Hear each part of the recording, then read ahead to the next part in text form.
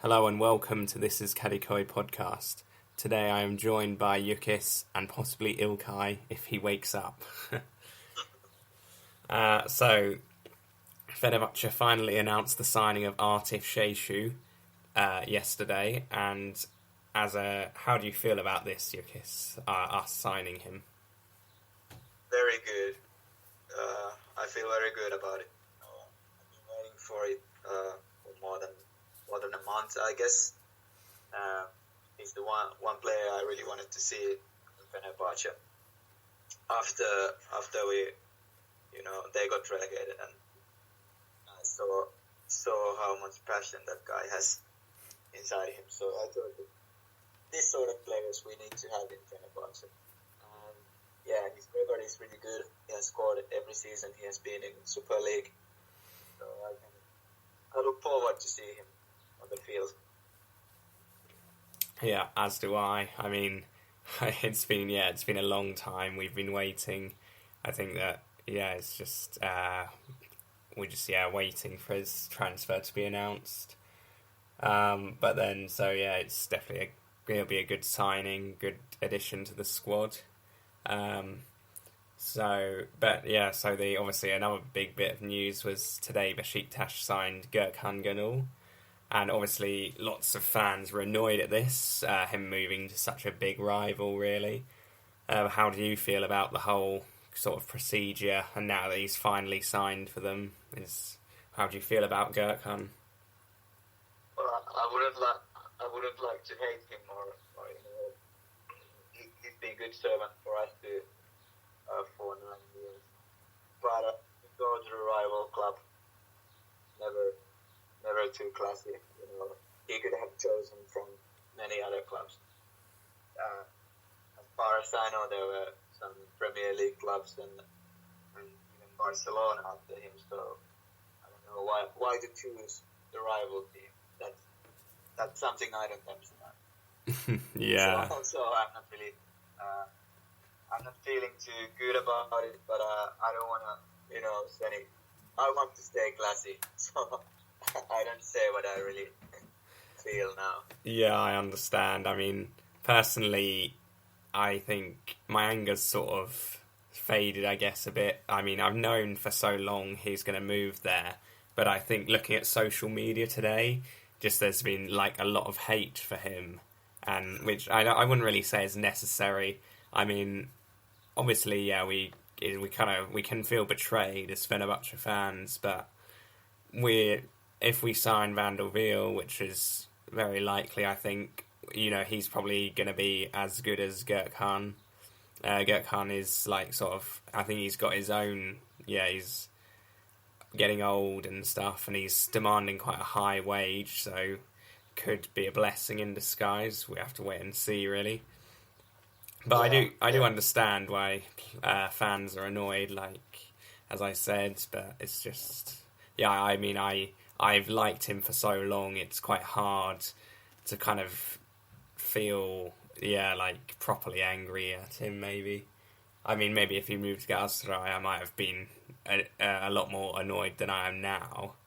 I mean, Besiktas is bad, but we trade players with them, quite a lot in the past. We've got Egemen Korkmaz from then, and Chuma Metin, and players I think even Mehmet Aurelio came from them. So, yeah.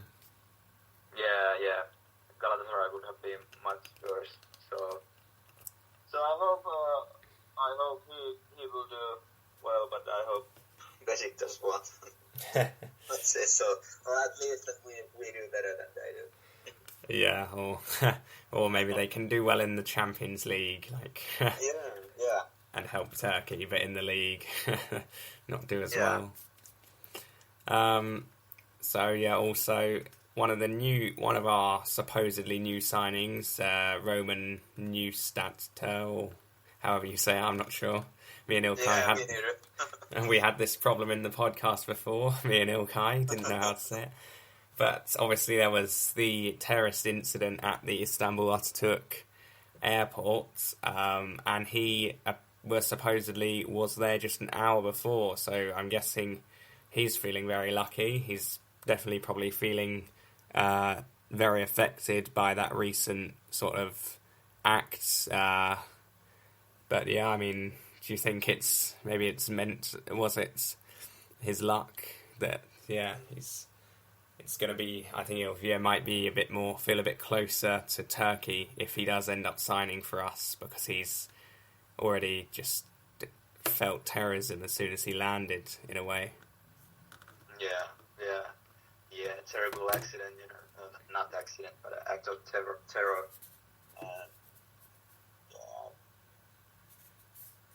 Terrible thing, and I'm really sorry for everyone who lost their lives and the families, the victims, and Yeah. But if ex-Schalke defender, I will not say his name since I cannot, will sign for us, then well, hats off, if he's still gonna sign with us being there at the airport 1 hour before this terrible thing, then I guess he really wants to come to play for us. Yeah. Yeah, as terrorism has affected Turkish football quite a bit. Really, it's not many. I think Podolski said he didn't want to stay much longer because of all the terrorism that has been going on in the past sort of year. So it's terrible, like, obviously for the sport as well. And I think, obviously UEFA, they first weren't going to hold anything in memory of Turkey, the terrorism incident, but they did change their mind, I think probably through the power of the people on social media. Yeah. So I think, that's well done to everyone who sort of got involved. And then, they had the minute's applause for the those who died the other day. So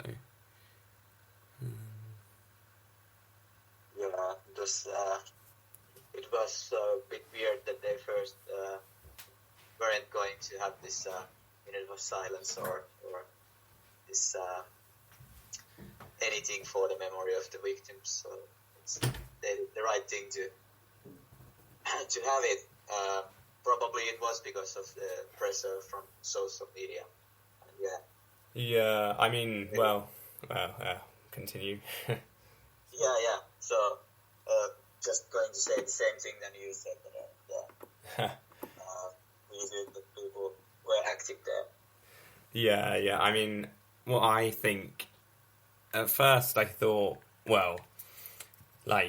it's a problem. I thought it was bad that they weren't gonna do a minute's silence or anything, but it's not. Obviously, there's lots of terrorism that happens each day all around the world.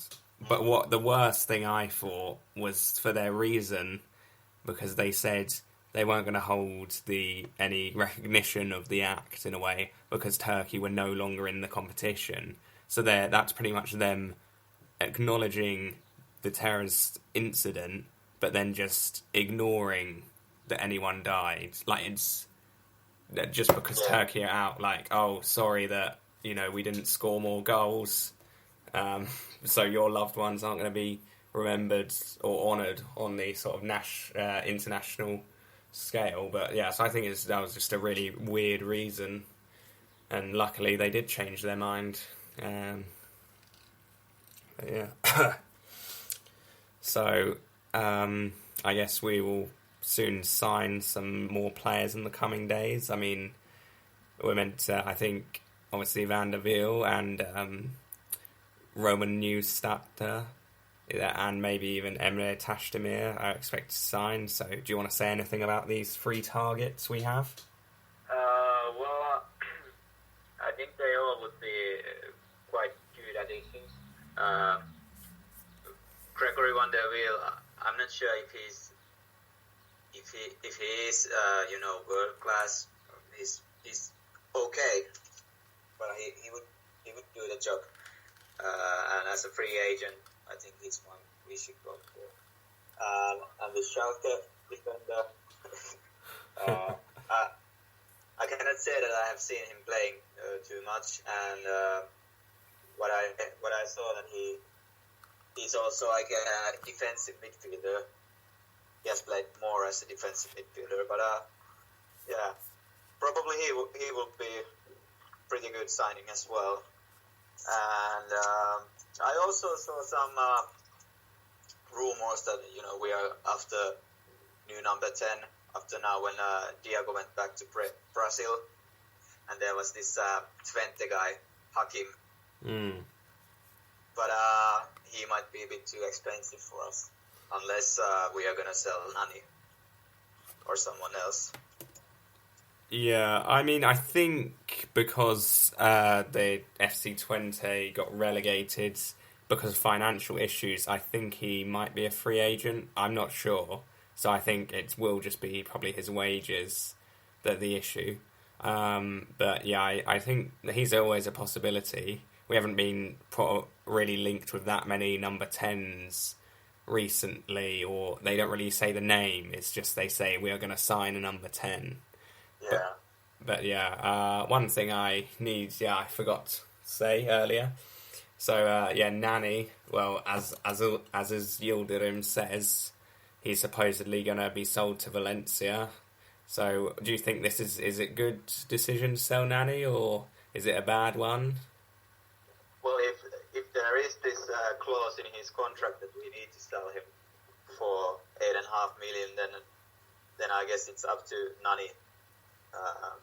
Because if Valencia offered this 8.5, then we need to sell, or we must sell him. But if there is not no longer such a clause and Valencia didn't activate it, then I wouldn't sell him for that little amount. He has had great Euros. Probably one of the best strikers in the Euros, and again yesterday he gave really, really nice pass to Renato Sanchez. And I guess if we want to sell him, or we need to sell him, then we can sell him to some other country, some other club who will pay his market value, which should be more than at least 20. And you see that the prices, for example, today there was some rumors that Watford striker Ikalo is a target of Shanghai SIP, and they offered 45 million for him. So yeah. I guess 8.5, then it's quite little amount for someone who's known for his qualities, and now he's showing them every week, at least in every game now in the Euros. So we should ask for more. Well, yeah. I mean, obviously, if Valencia have already activated the clause, then there's not much we can do if Nani wants to join them. But I think even then, I think it's important with this financial fair play.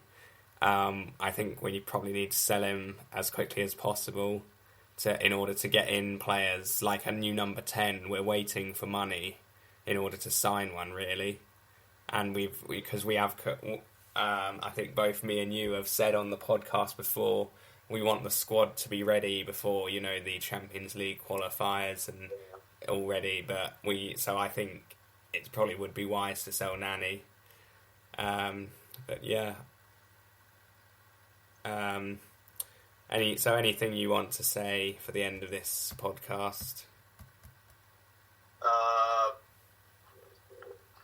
Well, again, I would like to, say, prayers to the ones who lost their lives and their families, and everyone affected by the terrorism. And then, have a nice weekend, everyone, and let's hope we're gonna see some transfers this weekend. Yeah, I think I agree. Obviously it goes without saying that it's sort of prayers for those families, and yes, we'll see you in the next episode. Yeah, see ya.